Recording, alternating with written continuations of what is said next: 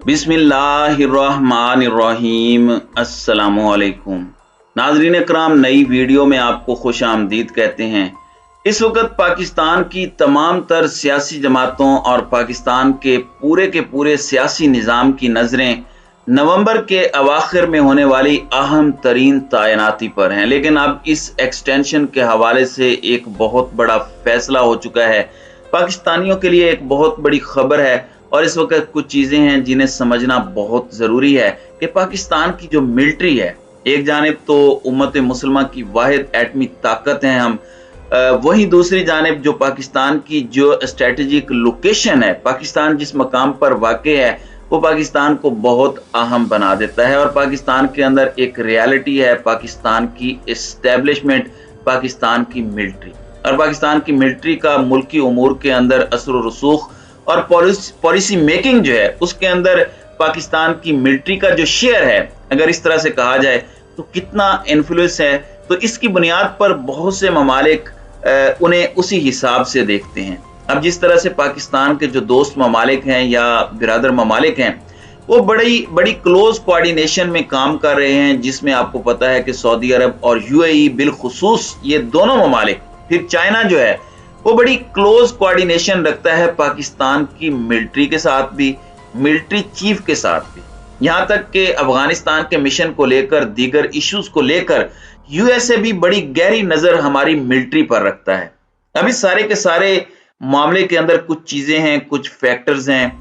पिछले कुछ हफ्तों में कुछ चीजें हुई हैं, पिछले कुछ दिनों में जो चीजें हुई हैं वो अब आपने बैक ड्रॉप के तौर पर समझ लेनी है। वो चीजें क्या हैं, वो मामला क्या है, वो माजरा क्या है।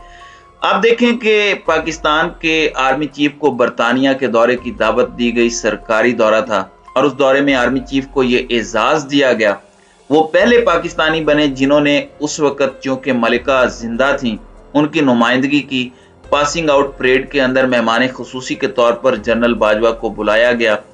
सऊदी अरब को देख लें कि सऊदी अरब ने उन्हें बुलाया, खुसूसी दौरा हुआ और उन्हें अहम तरीन अवार्ड से नवाजा गया। इसी तरह मुत्तहिदा अरब अमारात में भी आर्मी चीफ को अवार्ड दिया गया। इससे पहले पाकिस्तान के आर्मी चीफ जनरल राहील शरीफ जो थे उन्हें भी इस तरह के एजाज़ात से नवाजा गया।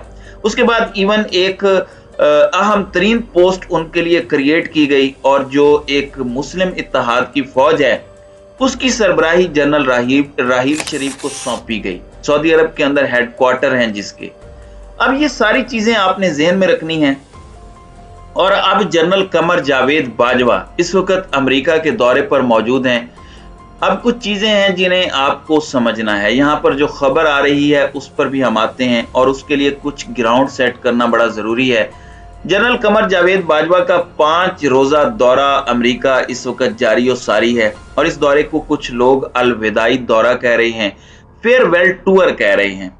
लेकिन मुराद सईद खान हैं, सहाफ़ी हैं, वो वहीं पर मौजूद हैं, तो उन्होंने ये बात कही कि नॉर्मली फेयरवेल के जो टूर का दौरा होता है, जो दौरे होते हैं वो इतने तवील नहीं होते। तो ये एक बात की गई है। अलबत्ता अहम तरीन मुलाकातों का सिलसिला भी जारी है और जनरल कमर जावेद बाजवा के हवाले से जो खबर हमें पहुंची है वो यही है कि अमेरिका के दौरे के बाद उनकी जो अलविदाई मुलाकातें हैं, मुख्तलिफ कोर्स के अंदर मुख्तलिफ इवेंट्स होते हैं, एक पूरा ट्रेडिशन है। इस ट्रेडिशन की डिटेल में मैं चला गया तो वीडियो भी लंबी हो जाएगी। जब भी कोई आर्मी चीफ जाता है, अपना टेन्योर मुकम्मल करता है, तो इस तरह के इवेंट्स शुरू हो जाते हैं। फिर आप इसे फेयरवेल इवेंट्स कह सकते हैं और ये एक इवेंट नहीं होता बल्कि ये एक पूरा सिलसिला होता है। तो जनरल कमर जावेद बाजवा के जो इवेंट्स हैं वो उस टाइम पर शुरू होने हैं और इस वक्त जाहिर बात है कि पाकिस्तान के अंदर अगले आर्मी चीफ के नाम पर बहस का आगाज ऑलरेडी हो चुका है। नाम सामने आ चुके हैं, उस पर कुछ लोगों के कुछ नामों पर रिजर्वेशन भी हैं।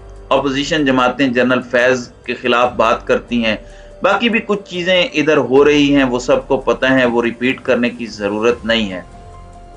इस वक्त इमरान खान ने भी अदम एतमाद का इजहार किया है कि चोरों का टोला एक मफरूर इश्तिहारी की मुशावरत से इस तरह का काम करेगा तो हम उसे किस तरह से कबूल कर लें और इस पर कंसेंसस बिल्डअप हो जाए या फिर जो मैंडेट लेकर कोई भी आए खान साहब ने या तो ये फार्मूला दे दिया कि मौजूदा आर्मी चीफ एक्सटेंशन ना लें, लेकिन उस वक्त तक कंटिन्यू करें, क्योंकि नए आर्मी चीफ की तैनाती डेफर कर दी जाए, मौखर कर दी जाए।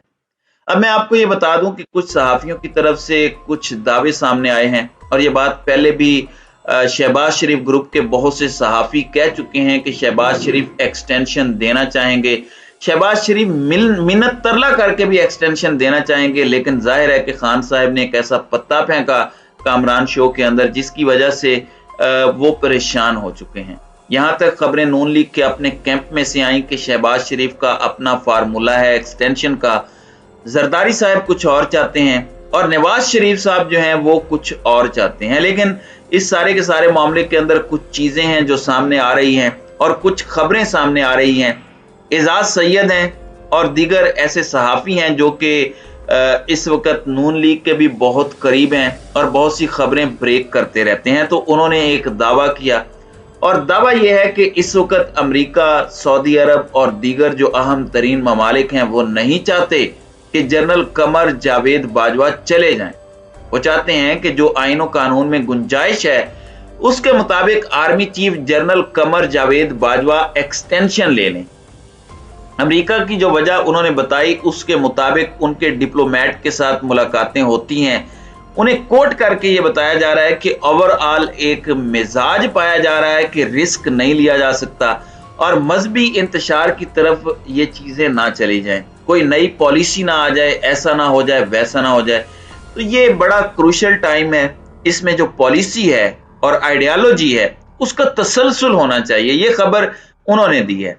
अलबत्ता इस वक्त जो खबर हम तक पहुंची है और कामरान खान ने भी इस खबर की तस्दीक की है कि फिलहाल अभी तक जो मौजूदा आर्मी चीफ हैं वो 100% डिटरमिन्ड हैं कि वो कोई प्रपोजल, ऑफर या रिक्वेस्ट किसी भी सूरत कबूल नहीं करेंगे कि वो अपनी एक्सटेंडेड टर्म की तरफ जाएं। यानी 3 साल पहले वो आर्मी चीफ बने, फिर 3 साल के लिए वो रीअपॉइंट हुए, तो अब वो एक्सटेंशन नहीं लेंगे।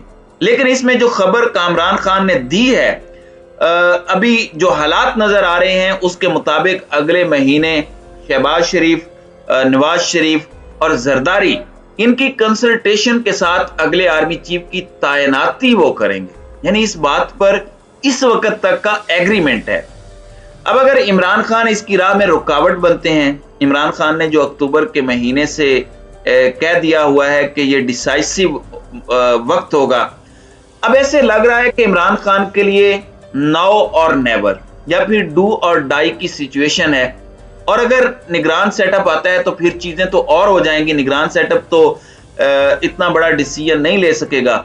हुकूमत इस वक्त घर जाने के मूड में बिल्कुल भी नहीं है। इसहाक डार की वापसी एक बिल्कुल रिम्यूड एफर्ट के साथ इकोनॉमिक पॉलिसी का लॉन्च होना, ये सारी चीजें आपके सामने हैं।